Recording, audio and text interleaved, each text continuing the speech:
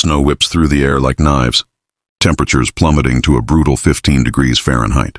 An 18-year-old boy huddles on icy front steps, lips turning blue, body racked with shivers in nothing but a t-shirt and shorts. Inside the glowing house, his family laughs over a steaming turkey dinner toasting in cozy warmth.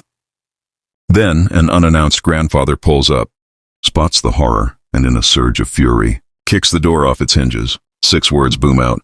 "Have you completely lost your minds?"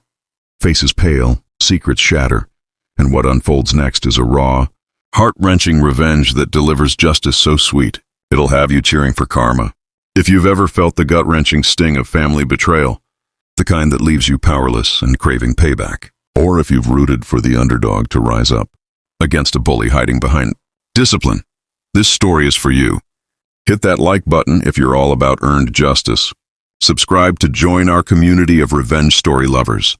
And buckle up, because this tale of abuse exposed and family reclaimed will keep you emotionally locked in from the first flake of snow to the final triumph. Our story begins in the quiet suburbs outside Cincinnati, Ohio, on a Thanksgiving day blanketed in unrelenting snow.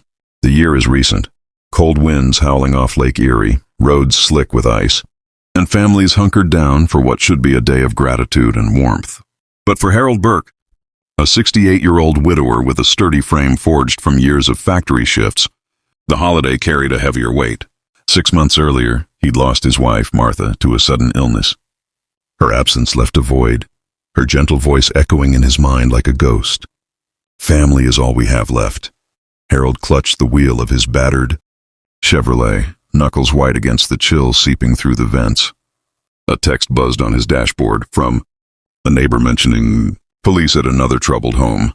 It stirred that familiar gnaw in his gut, the one that flared whenever he thought of his daughter, Leona's marriage to Wilbur Green. Wilbur was the antagonist in Harold's quiet suspicions, a burly, mid-40s supermarket manager with a perpetual scowl, broad shoulders that he used to loom over others, and a voice that dripped with false authority. He'd swept into Leona's life 3 years ago, bringing his young daughter from a previous marriage and quickly establishing rules that turned their home into a tense fortress. Leona, once a vibrant single mom who'd raised her son Amos with fierce independence, now seemed diminished, her laughs forced, her eyes darting like she was walking on eggshells. Amos, Harold's 18-year-old grandson, was the bright spot, a lanky kid with a sharp mind for mechanical engineering, kind eyes, and a smile that lit up during their summer fishing trips at Lake Erie. But lately, Amos had grown quieter, his calls shorter, hints of trouble slipping through like, "Wilbur says I have to earn dinner." Harold had brushed them off as teen angst, but deep down regret simmered.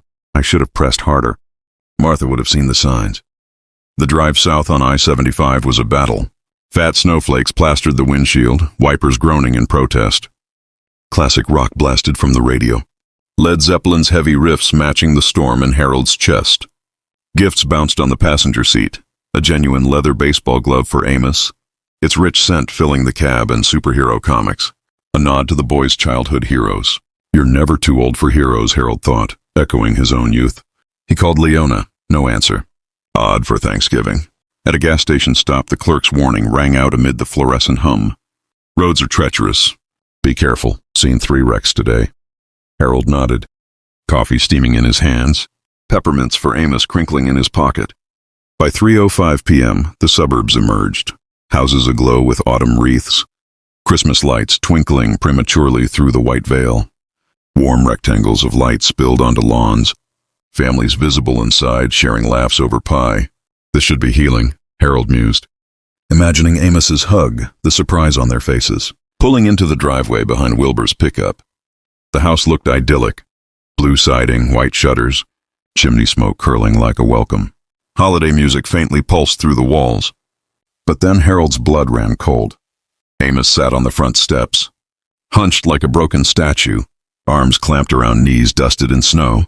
No coat, no hat, just a thin long-sleeved shirt and jeans, shoulders convulsing in violent shivers. Wind howled, carrying ice that stung Harold's face as he bolted from the truck.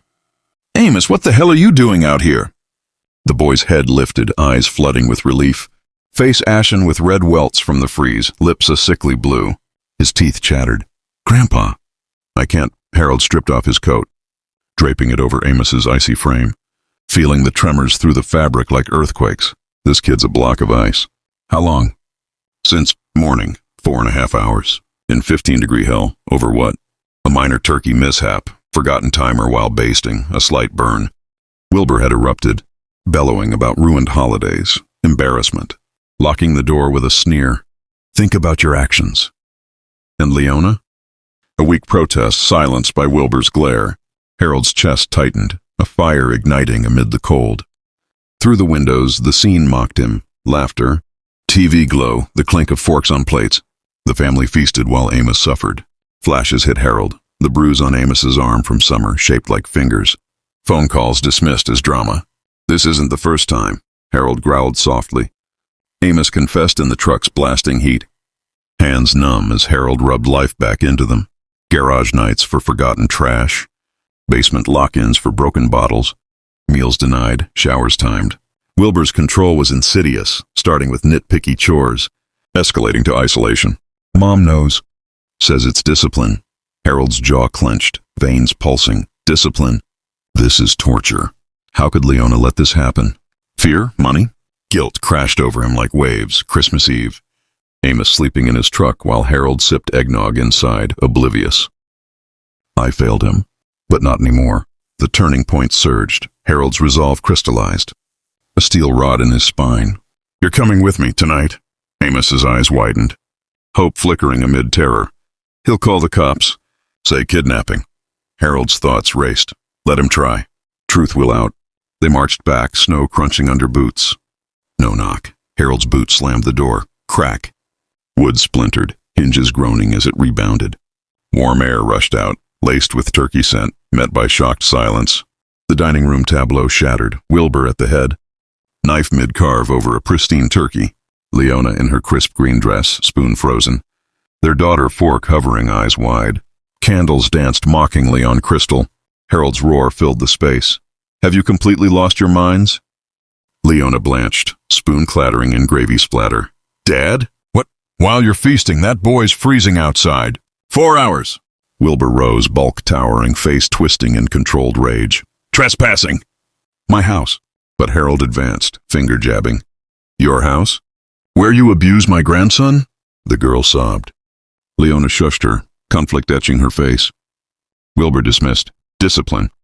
He ruined the holiday. Burnt turkey, embarrassment. Over a timer.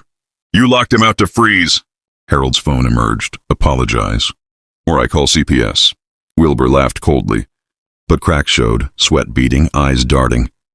I owe nothing. He's not my blood. Truth bear, ugly. Leona pleaded, don't destroy us. But as Amos packed in his barren room, cold. Spottasa. Outsider's quarters. Wilbur blocked downstairs.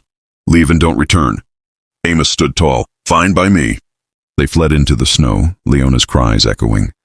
At Harold's home, peace settled until knocks boomed. Police with Wilbur accusing kidnapping. Amos declared, he saved me. Testimonies poured. Amos's account. Harold's fury. Leona under Wilbur's loom broke. He locked the door. Garage nights, control. Wilbur snarled, shut up. But she roared back, what have we built but misery? Officers cuffed him for endangerment, his venom spitting. You'll regret this. As he was hauled away, Harold felt release, triumph flooding his veins. Validation washing away guilt. Amos hugged Leona, tears mixing. Family fractures mending in justice's wake. Stories like this hit hard because they remind us abuse thrives in silence, but truth and courage can shatter it.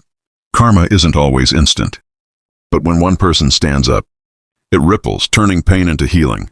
Ever witnessed family justice like this? Makes you think, right? If this epic takedown left you with chills and a fist pump for that satisfying payback, smash that like button and share in the comments. What's the most outrageous family betrayal you've seen turned into revenge? Don't forget to subscribe for more heart-pounding Reddit stories that deliver emotional justice every time. Hit the bell for notifications. And we'll see you in the next one. Thanks for watching.